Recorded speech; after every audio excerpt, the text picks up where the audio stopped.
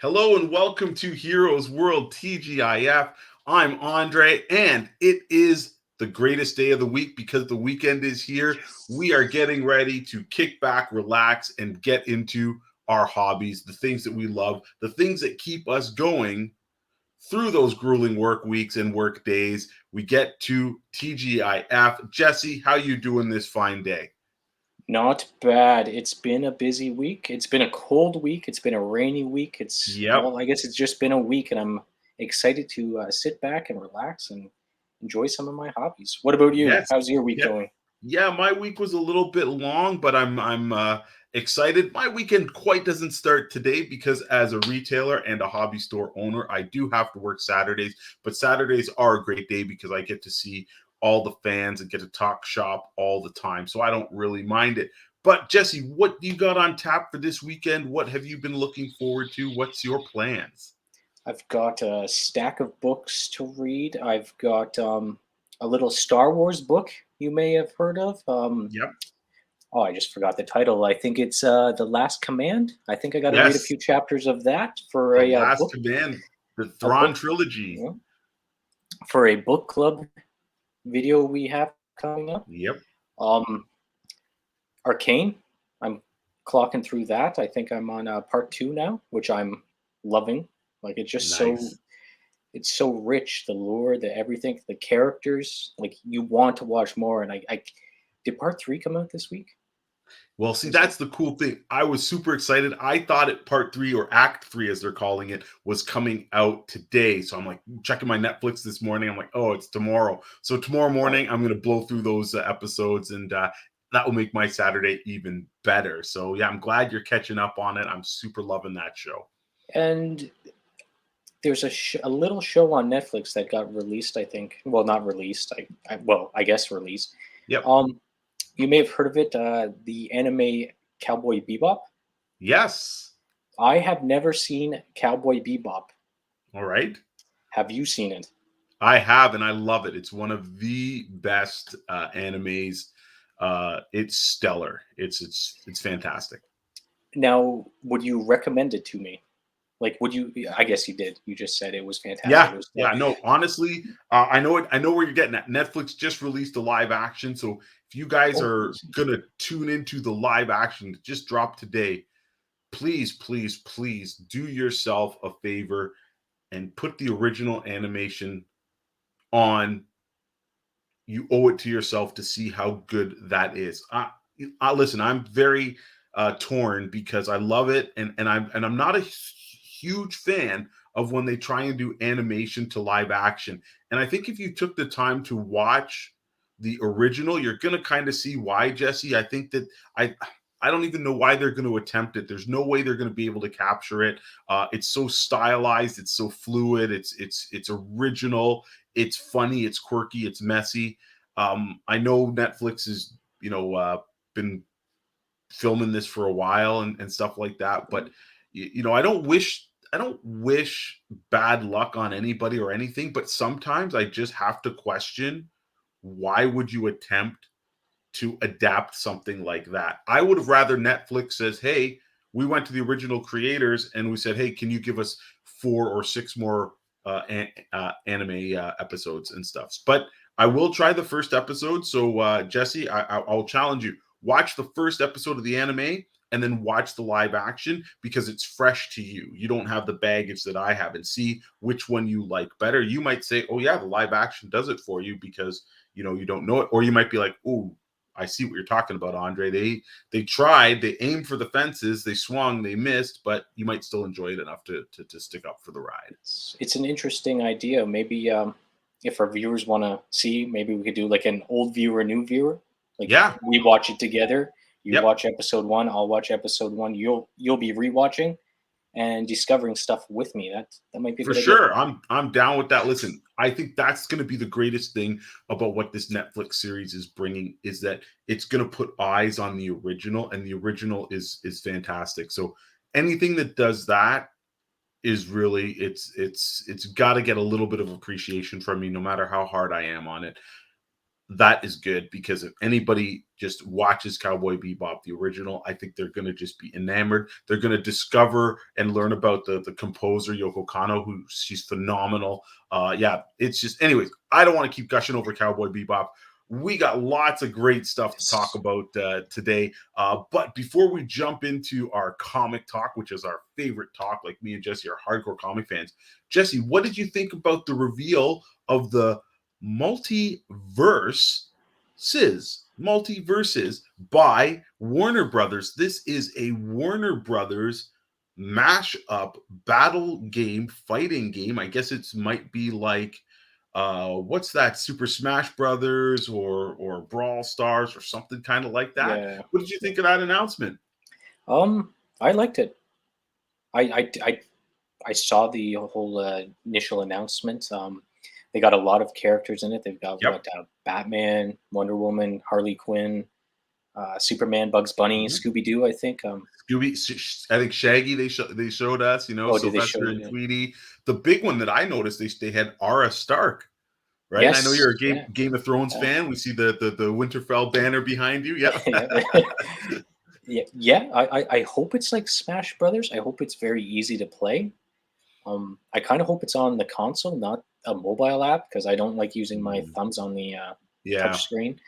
I'm excited. I kind of want to email them and ask them if I can get on that exclusive beta list to try. Yeah, that's a good idea. Definitely to check that out. So what Warner Brothers has a ton of properties, and you can see they're putting a lot into it. Is there a Warner Brothers property that you would like to see dropped into this? Because this roster is going to keep growing. Yes, I have two, one joke and one serious. All right. I would like a serious one first. I would like either the Animaniacs or Pinky and the Brain. Oh, yeah. Them as a dual character, that might be cool. They could, like, one on top of the other. Yeah. My joke one is Emmett from the Lego Movie, because Chris Pratt is in everything nowadays. Oh yeah, he really is. It's almost getting like, it's like almost a bad joke. At first, it was just a kind of a bad joke. Now it's, oh my God, they're really beating this to death. And one thing I like about it too is in the game, it's all the original actors. The voice actors are voicing their characters. So yeah, bring Chris Pratt back as Emmett. Let's beat him up. That's awesome. That's awesome. Well, what about you? What characters do you want? Yeah, they have to put this pair in. It's got to be Samurai Jack and Aku. So, man, love that cartoon. I think it totally fits in with what they're doing. So hopefully, hopefully Warner Brothers keeps expanding. Hopefully the game's successful. Just think about it. Just alone on the DC characters, there's so many you could throw in. And like the whole Scooby gang, there's so much. So kudos for whoever their marketing department is for putting that together, because that's a lot of fun. But speaking of fun, what have you read this week in comics? What was the first for you to flip through this week? So a few weeks ago, a little book came out, Dark Ages 2. Yep. By Tom Taylor. Yep. I left it on my stack of stuff to read, and I was really looking forward to it, so I forgot to read it. So I read number 2, and then I immediately read number 3 right after, which came out this week. And my God, you haven't read it yet, have you? I've read 1 and 2. I've got number 3 on my pile for this weekend. There is a character in there, without spoilers, there's a character in there that we see do something that we've never seen him do. And I was reading it, and I just looked at it, and I was like, oh, you did that. And I kind of stepped back, and next week we can talk about it if you want. But all right, well, let's showcase some of the artwork from this series. This is Dark Ages number 1. Listen, you and I both have been kicking on this Tom Taylor tip. All of the stuff he's doing is phenomenal. So here's the cover, or one of the covers for the book. Here's some interior. This is a flashback here, right? Another one with X-23 in action with the other heroes. Looks like Blade is there. I don't know. Can I show slide number 2, Jesse? Is that all right for me to show that one? Yeah, slide number 2 is Oh, that one there, or the number two? No. Before I showed, I love this one. This kinetic Quicksilver in Yes. action. Yeah, ton of cool art in this series. But yeah, let's drop number 2 as a teaser. This is Yeah. if you aren't going to pick up this book, this is going to make you pick up this book, because here is the concept of boom. Look at this version of Doctor Doom. Man, oh man, oh man. He looks regal. He looks deadly. He looks like the perfect combination of the sorcerer as well as the technomancer. I just love it. This is just great. It's such a simple design with that, cloak, and I don't know what we're gonna call those going down. Almost like a tabard, but from the top of his cloak. It's Man, a that's scarf to keep him fantastic. warm. Yeah, yeah. I'm sure Doom's got a spell for that. Oh, But this, sorry to interrupt. Let's just take a step back. Dark Ages is about the planet lost its electricity from it was a EMP, right? mhm. An EMP went off and all the electricity went away. So everybody's living in a post-apocalyptic world where no more electricity. So Iron Man is now useless. Who else do we got? All the techno-based superheroes are now irrelevant because Yep, no power, no power, no powers. yep, So the heroes are trying to live their lives the best they can. So they set up little communities all across the world, and they actually communicate with mutants. So they have a telepath in each settlement, and they talk to each other through telepathy. And yep. Apocalypse is the main baddie in this series, and he's up to no good. And you just got to pick it up and read it to find out what he's doing. Yeah, no, definitely check it out. Like, the stuff that they do in this book is really, really cool. It is a Marvel kind of what if. It isn't the regular Marvel universe. And we find that out in the first issue because we see Peter Parker and Mary Jane are together, and they have a daughter named May or Mayday, and stuff like that. So we know it's not the regular universe, but definitely pick this book up. On issue number 3, we've got 1, 2, and 3 at the shop, or check out your local comic shop because it is a damn fine read. So for me, I, like you, had to catch up on a book, Jesse, and that book came out, I think, maybe 2-3 weeks ago. And it is The Magic Order, Volume 2, issue number 1. Now, let's talk very open and truthfully. I actually despise/dislike Mark Millar's writing. Not a fan of his writing at all. However, why do I continue to read his books is because this guy gets to work with the best artists in the industry.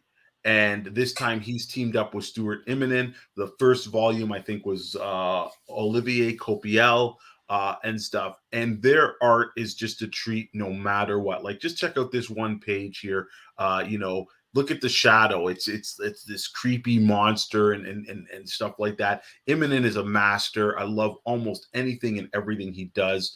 So this is a book that I continually buy for the art. Now, talking about story, Magic Order number 1 did not leave an impact on me. If you guys recall that title, it was supposed to become a Netflix series. All of this Millerverse stuff was supposed to be on Netflix. And of course, Jupiter's Legacy came and went faster than you could blink an eye, got canceled. So who knows what the future of this Millerverse is. Apparently, Magic Order is still supposed to be on tap. Now, was this book good? Did I like it? Did it change my mind on Millar's writing? Hell no. But for the art, it is cool. And I got to say, there are some interesting concepts in it. But where I am going to put a little bit of criticism is that this book forces the reader to have read volume 1. There's no previously in, there's no synopsis, there's no introduction of characters, and stuff like that. And it's not hard to do those things. The book jumps around a lot. And of course, I've read enough of it to know and figure out and follow what's going on. But again, this is definitely not a book that I would say is new reader friendly. You're going to have to do some work if you haven't read the first volume of it. Now, what things did they do cool? I really like the premise of how the magicians travel through different dimensions.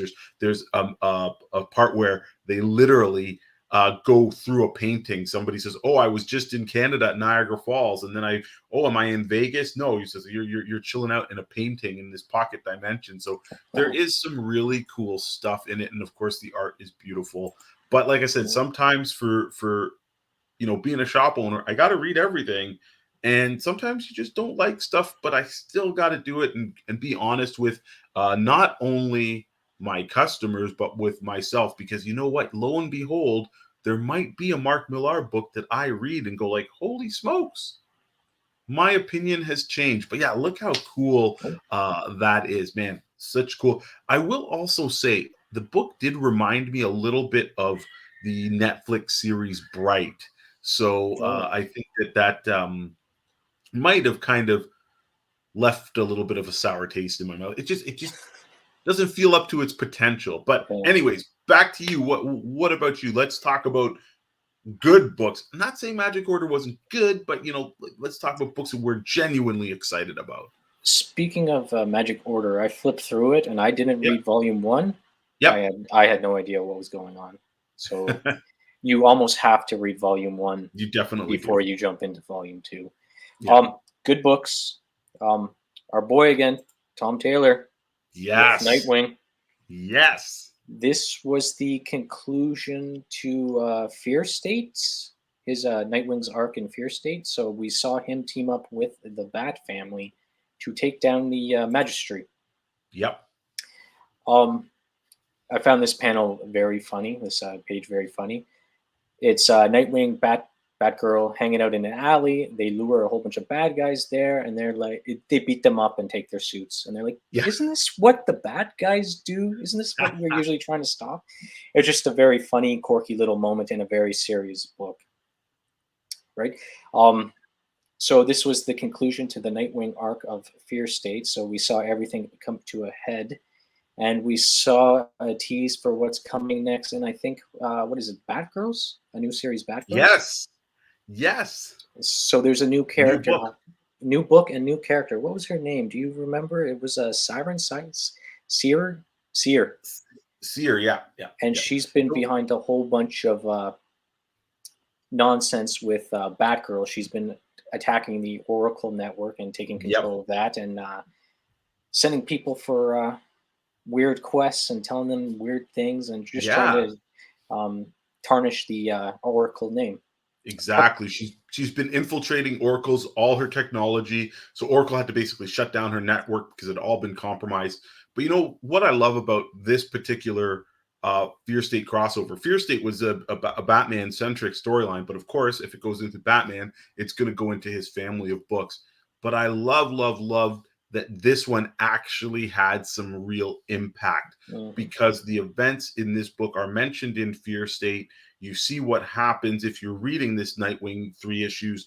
And then when you continue reading Fear State, the events of what you just saw are brought back. And when you read it, we're going to talk about Fear State because it was awesome. But I really like that this Nightwing portion led directly into it. But we'll get into that. Let's get into it like pretty much right now because, man, Fear State just ended this week with Batman 117. And oh my God, what an incredible ride. It was only a 5-issue run in Batman. They're also doing an alpha and an omega issue. And of course, we just mentioned that it was in Nightwing and it went over into Catwoman and stuff too. But damn, what a great series. So we're going to do a little bit of a overview from start to finish and what we liked about this series. But Jesse, how did you feel overall about Fear State? I loved it. I loved all the new characters we were introduced to, and it seems like Tinian's run has been leading up to this. It seems like he had a plan from the get-go. And he followed through, and he didn't hold back. Starting with what was his name? Mayor do you remember his name? The mayor. The mayor, Neeson or something like that. Yes, he got elected into office, and then we see him kind of getting pushed out of office in this little bit, right? Like he's Yeah. Tinian's. I love Scott Snyder's run on Batman with the Court of Owls, Hmm. but I gotta go back and read it because I think this whole Tinian run has changed my mind a little bit on that. Ooh, Which wow, that's some big praise, man. That's some big praise. it is, but again, Scott Snyder and Tinian worked very well together. They actually Hmm. did the Scott Snyder run together, right? Yep, they worked hand in hand. Tinian almost is Snyder's protege, I guess if you could call it. They were like a dynamic duo themselves. And the new characters in this one, we've got Miracle Molly, Yep, great character. I want to see where she's going. I hope she stays in the Batman's family for so long. yep, Here, I think we got a picture here of her. yeah. Yes, There she Miracle Molly. is, trying Yeah. to diffuse the bomb that the Scarecrow had planted. Yes. Like this is such a great character. There was no real push for her, not like a punchline. They Yep. brought punchline in and said, "Check out this punchline. She's going to be the next big Harley Quinn character." But this one came in under the radar and took me by surprise. What did you think of Miracle Molly? Yeah, no, definitely. I think the whole organization that she was part of and stuff, it was actually different. It wasn't like any of the other um, Bat characters. A little bit like the character Anarchy, but not as, shall we say, um, what's the word, chaotic, right? Yeah, The only thing I will say about the character is that she is another tech head, like like Toyman and stuff like that. She's very good with gadgets and whatnot. So I think if she does stay around, she might join the team in building resources for Batman. But again, that's a trait and uh person with a skill set that Batman always has around him. Sorry. So I think she could definitely play a role within that. But yeah, like Fear State itself, like listen, what a finale. Let's talk a little bit. We mentioned that Nightwing book. So in the Nightwing book, Nightwing, Robin, spoiler, Batgirl, as well as Batgirl Cassandra Cain, they steal the magistrate's armor and use that to infiltrate the magistrate's headquarters. And again, this is a panel right in that book. And it just starts kind of with this. So if you weren't reading Nightwing, you'd be like, hey, where'd these guys come from? How'd they get the gear? But again, it was a perfect segue right into it. And I like that connectivity throughout the mhm. series. As I mentioned before, Catwoman, there's a couple parts of the Catwoman series that tied into this as well. And, we saw Harley Quinn in this series. We saw Poison Ivy in this series. And what Catwoman was doing was saving a version of Poison Ivy, and that played a big part in the Fear State book. So I really, really like that. But let's talk about some of the action. Holy crap. This is Batman versus Peacemaker 01, the basically the made to be a hero. This is the media centric. This is this is the guy that they're kind of toting to be the hero. This is the public eye. And Scarecrow basically gets in his head and is using him against Gotham. And Batman's got to go toe to toe against this basically enhanced human cybernetic parts. And of course, Batman's up for the task, but he takes his beating and stuff, and it's almost him working with the whole team. Like Ghostmaker is it, yeah, Ghostmaker plays a Ghostmaker. big role in this. Poison Ivy plays a big role in this. Everybody's kind of pulling their weight in this series, but again, you see these different, like Batman just on the ropes. And then yeah, here's another one. Like, look at him, he's beaten, he's bloody. This guy is healing, he's getting stronger, He takes but off his Batman's not backing down. Yeah, look at this he panel. He takes off. takes off his belt. He's wrapping the belt around his fists so he can punch this stronger guy. And look at that. Boom. Like the Oh, art is just we clicked it at the phenomenal. same time. Jimenez, just Jorge Jimenez doing just, man. colors amazing, art amazing, it's kinetic, it's original, man. Love this. But you mentioned Tinian and creating a whole bunch of new characters. We also had new adversaries. The magistrates create a Peace Walker X or Peace Walker 10 to go after Peace Walker 01. And he's another kind of manipulated victim and stuff. But yeah, this series, wow, it had everything. Scarecrow had this big plot to basically push Gotham to the limits of fear so that he could build something new from the ashes. And it was phenomenal. But the book had six issues.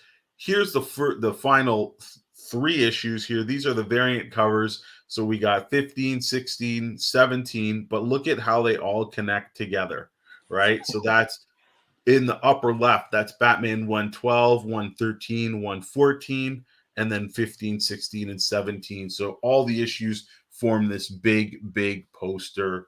And yeah, it's awesome. And also the regular covers, let me just state that these are the DC cover Bs, and they are cardstock covers that form this issue.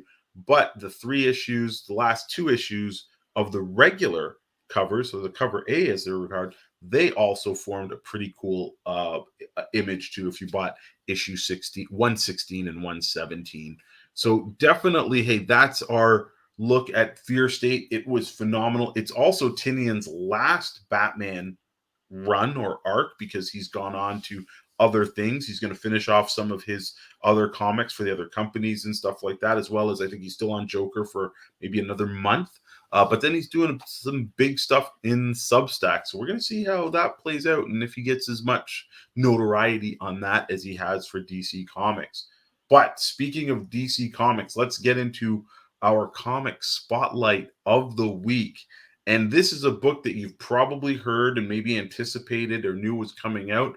And that is none other than, should we do a drum roll or let's just put it up? Let's just put it up. Yeah. All right. I like the this. Heroes World comic spotlight for this week is Superman, Son of Kal-El, issue number 5. And this is brought to us by, you know what, Tom Taylor again, right? Tom Taylor. And he has, this guy's just doing really great things. But you probably heard, because this book has had a lot of talk, a lot of controversy, not controversy, but a lot of buzz.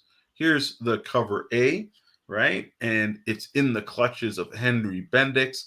If you are an old school Wildstorm fan, you know Henry Bendix originally from like the Wildcat series and the Authority and stuff. But again, since the DC universe is all amalgamated, they've kind of put him out there. He's still a very, very, shall we say, badass in his own way, manipulating and controlling.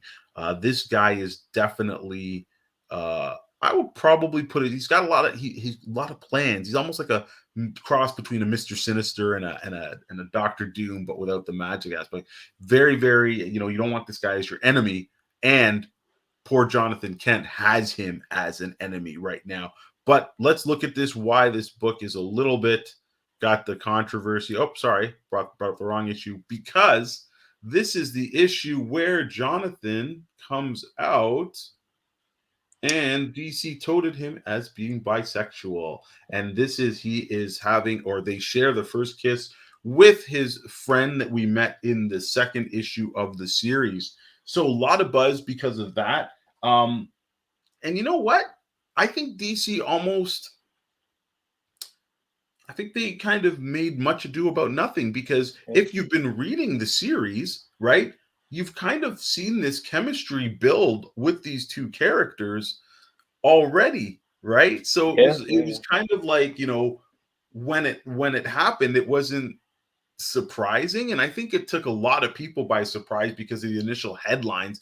They're like, Superman comes out as bisexual, but they failed to say that it was Superman's son. Yes. He's got the reign and title as Superman because his father is off in space. So Clark Kent basically said, hey, son, you are going to be Superman while I'm away and stuff. So I think a lot of people got the wrong message for it. But this series, all 5 issues have been great. Again, let's pick up on what is going on in this series. We see Jonathan Kent, he's in free fall. He has just been struck by Henry Bendix and it's done something to his physiology, which has amplified his powers 100 or 1,000-fold. He can hear everything. He can see everywhere. He knows and sees all the danger in the world, and he feels the need and the necessity to do something about it, whether that's flying all over and saving people in floods or trying to pull he doesn't want anybody to get hurt, and he's crisscrossing the globe from Metropolis all around, picking up bridges, saving people, mudslides, everything. Love this panel here where he converses to this little girl in her native language, picks her up and flies her to safety and stuff. But he doesn't know what Bendix did to him, and it is causing problems. His powers are starting to fluctuate, and he's almost too strong to help people. He becomes kind of maybe a little bit of a threat or a menace to them. So he goes to his friend and he crashes. And this particular guy, he's a metahuman and he cannot be hurt. So it's kind of this really cool moment where, he's like, hey, Jonathan, rest. You can crash here. You don't have to save anybody, especially here. You'll never have to save me. I'm invulnerable. And he just crashes and falls asleep, and he wakes up and he's there. They share this moment. It really felt like a moment. And then he's like, oh, my super senses are back. I got to go save people. So you got that kind of awkward thing where two people kiss and then one person's like, oh, I got to get out of here. I got to go. We're going to see how that plays out. So it did have some humor in it too and stuff. But I think, again, Tom Taylor, he can write relationships. He can write people, and he's got a handle on this, and he's got a plan as well. So I thought it was really well handled. DC did 3 covers, and of course they're pushing the whole Pride thing, and I think that's very important too. But I also think, again, anybody who was thinking that this was forced or out of the blue, well, you hadn't been reading the series, because again, I think they basically announced this thing in the second issue. You could see it. If you're reading it and you're looking at the pages, you definitely know there was a little bit of sparks. And again, you might want to say, well, if there's sparks, how come they didn't say that he is, all the way? However, if you know the introduction of this character in DC Future State, Jonathan Kent is in a relationship with Wonder Girl. So that's why it was important for them to come out and just say that oh yeah, no, he's come out as bisexual and stuff. So I think they handled it well. I think the comic was done well. But again, I think too many people made kind of a stink about it without having read the comic, and that's always sad. People just judging something by a headline. So I don't, this, I don't read Superman at all, but I would say Superman, Son of Kal-El, is up there on one of my favorite books of the past year. Just the heart that they put into the character. I think we talked about it before. Very first issue, Batman standing there, standing watch at the Fortress of Solitude, protecting Superman's child being born. Just the heart they put into it. And when they announced that Jonathan's going to be bisexual, I said, yeah, let's do it. Tom Taylor, great writer. If anybody's going to do it, it's going to be him.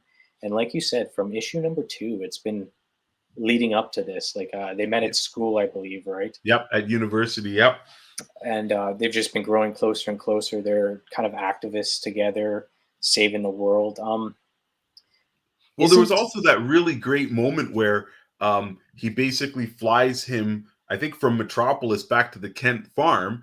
And there's that like, oh, come and meet my parents. And he's like, oh my God, your mom's Lois Lane. And he has this freak out moment. You don't know if he's freaking out because, it's like, isn't this quick to be meet my parents? You got a little bit of that, but you also got this kind of hero worship where he, his friend is like, oh my God, your mom's Lois Lane. She's a reporter. She's an activist. I worship her. I idolize her. So it's really cool, but you also get some of that little bit of that awkward moments and stuff. So again, the writing was there. You knew that, there were definitely going to be a little bit more than friends from right when you met them. So yeah, very, very cool. Very cool. The art's amazing too. If you just look at these panels, so kinetic, so energetic. Superman's just lying there, but it looks so fascinating. And did we find it? Yes. See Superman grab, what is that? A boat, car? Like Yeah, that's when I think of Superman. I think of that classic pose of him holding up a car, and yeah.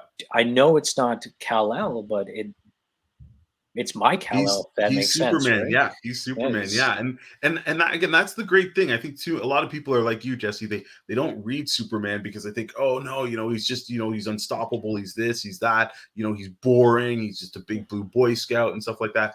But I tell you, man, there's a reason why he's considered the greatest superhero and stuff. And yeah, I just most Superman comics and iterations on it, I still like them. But there's when there's a really good creative team, that's when Superman really, really shines and stuff. And yeah, so far ab- we've been very lucky with some great iterations of Superman, especially from the New 52 as well as the Rebirth and stuff. And you always get top creators on him. Maybe not quite as much as you do with Batman and stuff. And I think Batman's an easier character to kind of come to terms with and stuff. But man, Superman, like if you ever needed a character to show true heart and show what true humanity is, that's Superman. And I know that sounds ironic because he isn't human, but he does have the best aspect of humanity within him. And he is that's how we get to see,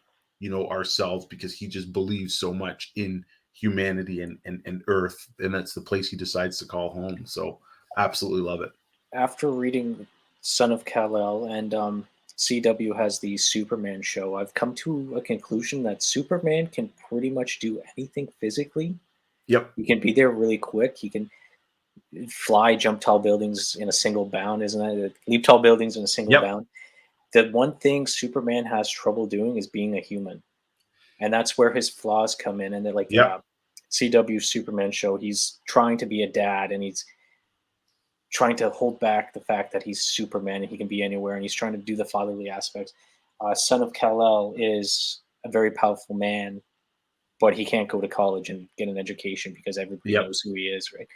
The flaws of Superman to me now are him being human, and I really like Yep. him trying to be human and bring out the best of him, even though he's not human.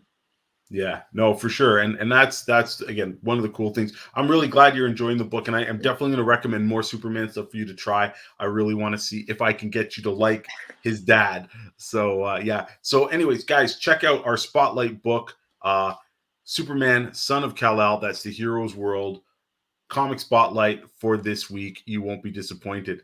And next up, for again, this is probably my favorite segment, or after the comic segment, it is time for lights, camera, action figures. And this week, I have loved. You've probably heard me talking about it. The series The Witcher, whether it's the video games or it's the Netflix series The Witcher, I am super on board with. And just this week, we've got in the series 2 Witcher action figures by McFarlane. And the first one up, we have none other than Suri, and she is kind of the ward slash apprentice of Geralt of Rivia. We haven't seen what she can do yet in the TV series. I'm really looking forward to that in December. But if you've played the video game or if you've read the books, you know that she is a powerful, powerful mage, and she's being trained as a Witcher. Great figure. Let's take a look at what she looks like here. This is her. Each figure does come with a stand and a couple of accessories, right? But very good face sculpt and stuff. Very true. These are the figures for the video game, guys. So maybe they will do the Netflix versions later on. And it's here you can see a accessory that is kind of her using the electricity, the energy of the sport. She can kind of teleport and move really, really fast. But yeah, the packaging is great on the figures. I'm having a set for myself because, like I said, I love all things Witcher. I'm going to crack these open this weekend. But here, let's go and take a look at the main man himself, Geralt of Rivia. And here in this version, so this is the second version of the figure. And of course, just like the game, there's many different types of armor. He's got a trophy with him. He's got his signature 2 Witcher swords. And of course, he has got an extra hand that allows him to add the accessory of that little fireball, the signia, the sign. I think it's called Igni. But yeah, very, very cool. The one thing I will say about the Geralt figure is that the paint application is very, very good, but it is a little bit flat. You don't get a lot of details popping out. And you can really see that in this image. But what I'm probably going to do as a person who does paint a little bit and do for Warhammer and some other miniature games, probably going to take this particular figure and just get a nice black ink wash and go over the pants and his torso armor piece there, so it'll seep into those lines and you can really then see make it pop. If I get ambitious, I might jazz up the swords a little bit. But yeah, this figure line, McFarlane has really outdone himself. The packaging is cool. The figure is cool. I really like him. And I'm super stoked for The Witcher to be coming out in less than a month, or maybe about a month away, man. I think it's a That month. is going to be so. Oh, I'm hoping it's awesome. I love the first season. I've watched it like 3 times already. I love it. So yes, lights, camera, action figures. Now, that is not the only McFarlane figures. He released a whole bunch of stuff. We've got it all at the store. You can check us out on our website, heroesworld.ca, for all the action figures, or drop on by the store. So much to see there. But last but not least, we know we're coming up on our time here. Let's talk a little bit about the newest Magic the Gathering release. So we have the return to Innistrad with the new set Crimson Vow. So if you are into Magic the Gathering, you know that the theme of Innistrad is vampires, and the previous set dealt with werewolves. So we're getting into that horror and Halloween theme and stuff. Last week we had the pre-release packs come out, and the pre-release packs gave you a kit with enough cards to build a deck out of there and face off other people. And this is what they called a sealed deck format. You're not drafting, you're building the deck with the cards here. And now you can get draft booster packs, collector booster packs, as well as set booster packs, plus the bundle, as well as commander decks. But let's take a look at some of these cards. Great set. Wizards of the Coast did a fantastic opening video. Jesse, I don't know if you saw that for it, No, but it's really cool. Vampire theme has always been top notch in Magic, and just look at the art and look at the cards. Just freaking amazing. What we're looking at here are some of what they call the Mythic Rares, and these are the Planeswalkers and some of the legendary creatures within the game. So Wizards of the Coast outdoing themselves. Another great set. This theme, Innistrad, been very popular. This is our 3rd Innistrad set, and it continues to entertain. So if you're a Magic the Gathering player, you know that set dropped today, this Friday, and you probably already got some or on your way to get some, because this weekend you're probably going to be either doing some drafting or some playing or building a new deck or checking it out. And that's what it's all about, having fun with your hobbies, whether it's card games, comic books, video games. We talked a little bit about everything. So hopefully you get some time to enjoy that. I know Jesse's got a stack of comics to read. yes, I myself have that, and I've got Arcane to look forward to. So enjoy your weekend, folks. And as always, thank you for tuning in, and thank you for continuing to support us. We have almost got 1,500 followers or subscribers on YouTube. So let's build up this Twitch channel. Check us out for all this great content, new content coming at you Sundays, Mondays, Thursdays, and Fridays. Subscribe, like, and even comment. Join that discussion. We want to hear from you. Thanks once again, and have a wonderful night.